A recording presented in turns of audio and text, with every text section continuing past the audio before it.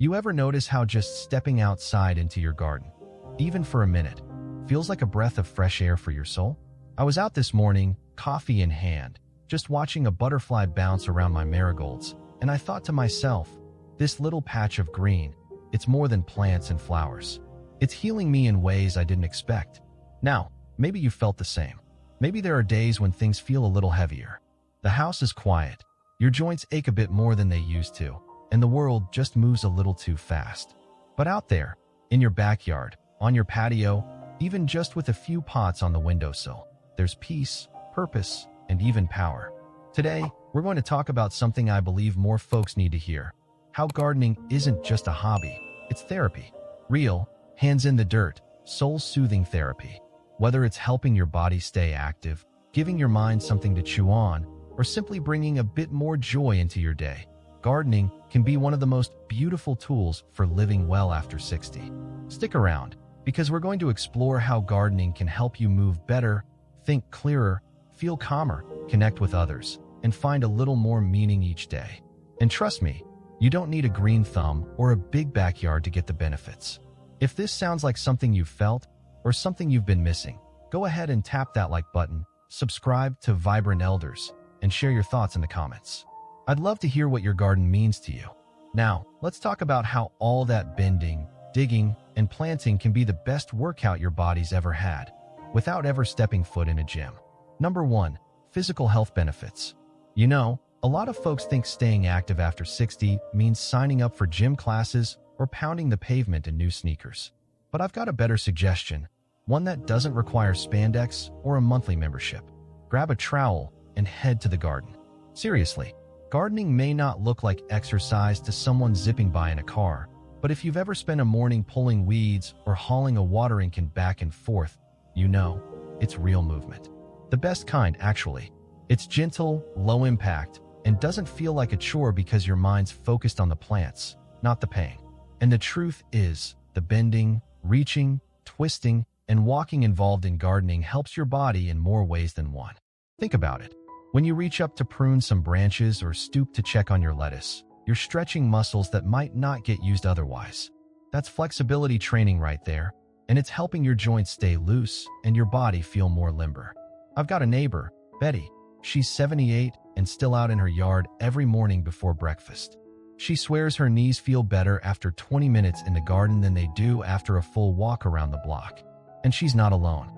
The Mayo Clinic actually lists gardening as a moderate physical activity that can improve strength, endurance, and balance in older adults.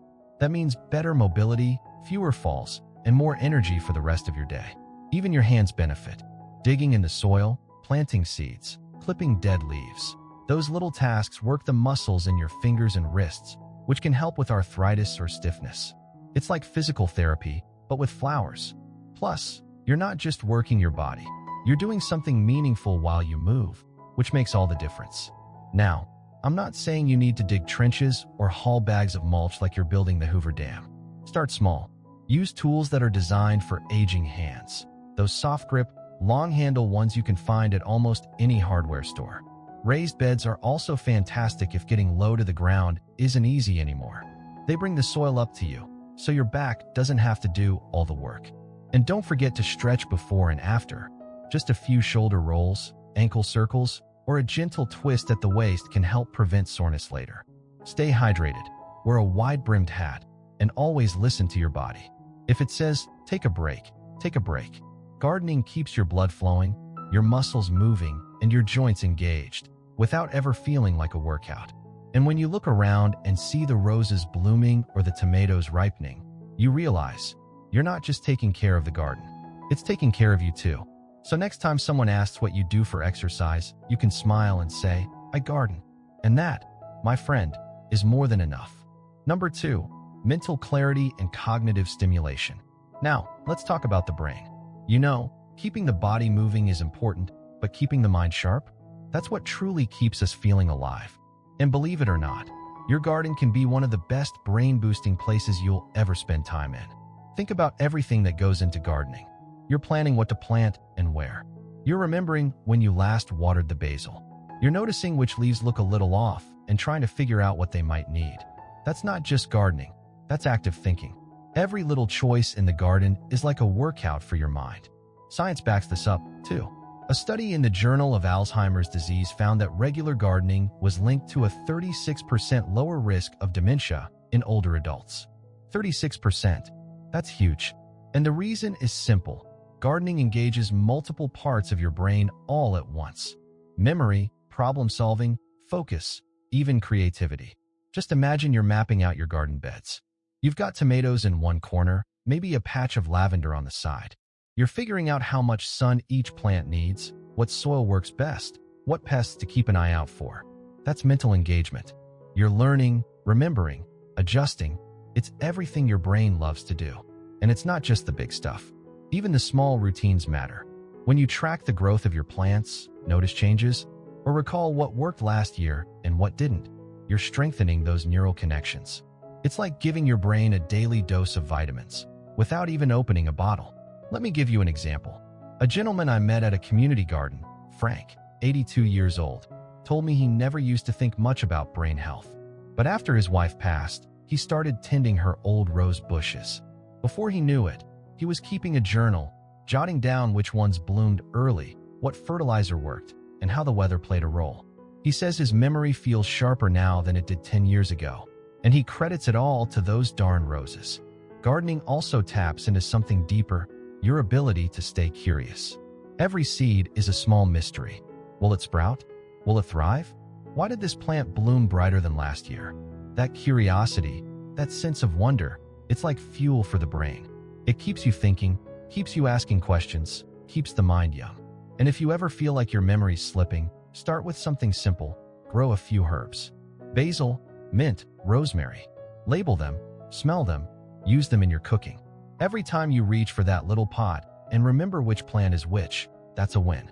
So if your mind ever feels a bit foggy, don't reach for a crossword puzzle. Step into your garden instead. Because when your hands are in the dirt, your brain is alive, alert, and at its very best. Number 3, emotional and stress relief benefits. There's something about being in the garden that just quiets the noise of the world, isn't there? You could be having one of those days where the bills are piling up, the house feels too quiet, or you just can't shake a heavy feeling. And then suddenly, you're out there pulling weeds or deadheading petunias, and the weight starts to lift. It's not magic. It's nature doing what it does best, calming us down. Being outside, breathing fresh air, touching the earth, it does something deep in the body. There's actually a scientific reason for it. Studies have shown that being in nature lowers cortisol, which is the hormone responsible for stress. Even just 20 minutes a day in a garden can significantly reduce anxiety and blood pressure. And when you're doing something with your hands, like planting seeds or watering your tomatoes, it becomes a sort of moving meditation. I remember after my husband passed, those first few months were rough. I couldn't focus, couldn't sleep. But every morning, I found myself out on the porch, just checking on the potted plants we used to care for together. At first, I did it out of habit. Then it became a lifeline. That quiet routine, those small green sprouts, they reminded me that life still continues. That healing isn't loud, but it grows, little by little, just like those plants. There's a certain peace that comes from tending to something living. When you're nurturing a plant, watering it, protecting it from frost, watching it bloom, it gives you something to care about beyond yourself. And that shift in focus, from your worries to a little growing life, is a powerful emotional balm. Plus, the act of gardening itself is soothing. Repetitive motions like digging, pruning, and even pulling weeds help the brain enter a more relaxed state. It's kind of like knitting or rocking in a chair. It lulls you into a rhythm. And in that rhythm, the mind finds rest. You don't even need a huge space. Just a few pots on a windowsill can offer the same kind of peace. Grow herbs, succulents, or even a few flowers. The point isn't to grow a perfect garden. The point is to give yourself a moment each day to step away from the noise and into something quiet and alive. And if you ever feel overwhelmed, you might be surprised how grounding it is to simply sit next to your plants.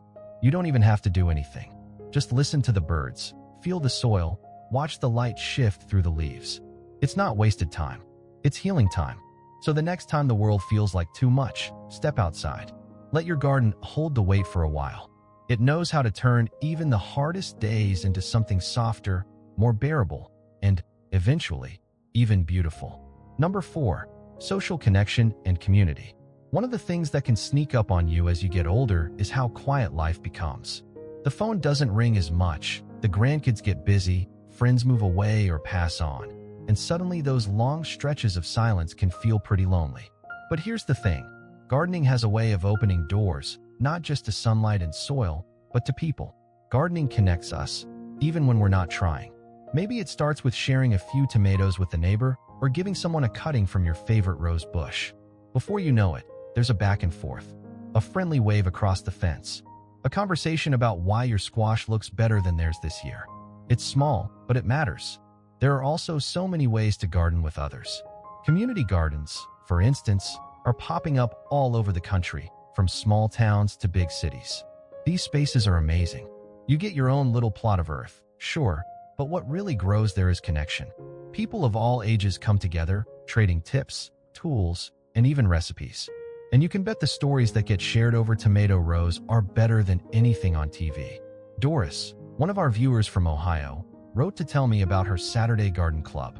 She joined after retiring, not really knowing anyone in the group. Now, she says it's like a second family. They meet every week, gloves on, coffee in hand, just enjoying the work and each other. She said, "We don't just grow flowers, we grow friendship." And I think that says it all. Gardening also creates beautiful opportunities to bond with the people already in your life. If you've got grandkids, invite them to plant a few seeds with you. They'll love getting their hands dirty, and you'll be making memories that last far beyond the growing season. Or maybe you have an old friend who could use some company. Ask them over for a day of planting, or just to sit and chat while you water the beds. And even if you prefer solitude, just knowing others share your passion through online forums, local events, or even videos like this can help you feel part of something bigger. You're not gardening alone. There's a whole world of folks who feel the same joy when they see that first green sprout pop up through the soil. If you're looking for ways to get involved, try checking with your local library or senior center. Many offer free gardening workshops or volunteer days at nearby parks. Or take a walk through your neighborhood and see if anyone else has flowers out front. Start a conversation. What kind of fertilizer do you use on those dahlias? Is a better icebreaker than you'd think. At the end of the day, gardening is about growth in more ways than one. And sometimes, the most beautiful things that bloom from the soil are the friendships we didn't even know we needed. Number 5, sense of purpose and routine. One of the most surprising gifts gardening gives, maybe even more than the tomatoes or tulips, is a reason to start the day with intention. When you're retired and the calendar isn't packed with meetings or obligations, it's easy to fall into a rhythm that feels, well, a little empty. But when you've got a garden, no matter how small, every morning greets you with a sense of purpose. It might be something simple, like stepping outside to check if the soil needs watering, or maybe noticing your roses need a bit of trimming. These little tasks, so ordinary, start to create a comforting routine. They get you out of bed, get your body moving, and most importantly, remind you that you're still needed, still useful, still growing something beautiful. I remember talking to a gentleman in Arizona, Tom, 74, who said that after retiring, he found himself staring at the TV all day, just flipping channels. He felt like the days were passing without meaning. Then, on a whim, he bought a packet of sunflower seeds and planted them in his backyard. That one act changed everything. Now, he said, I wake up wondering how tall they got overnight. And before I even eat breakfast, I'm out there saying good morning to them like they're old friends.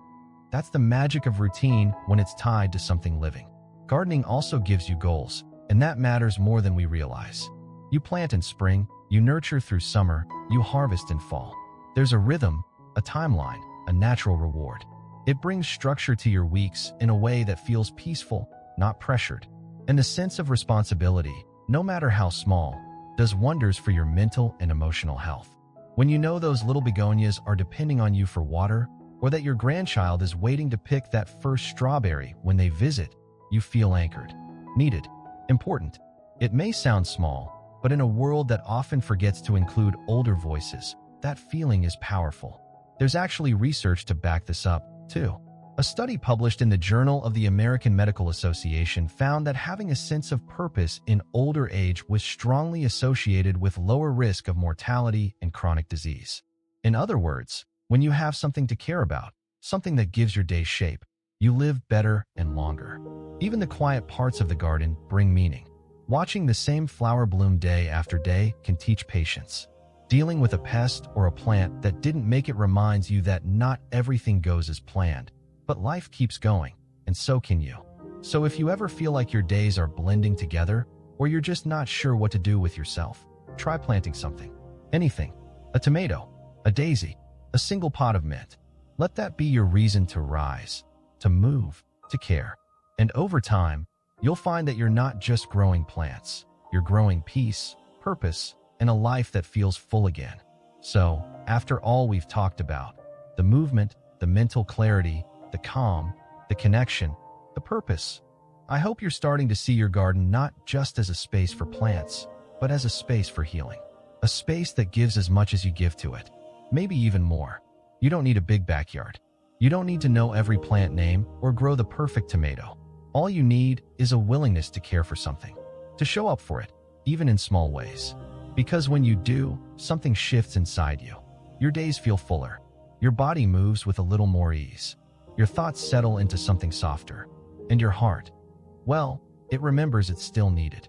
Whether you've been gardening for years or you're just now thinking about picking up a pot and some soil, know this: it's never too late to grow something new. Healing doesn't always come in loud, dramatic moments. Sometimes it comes quietly, with a handful of seeds and a little morning sunlight. If this video spoke to you in any way, I'd love to hear your story. What's growing in your garden? What's growing in your heart these days? Share it in the comments.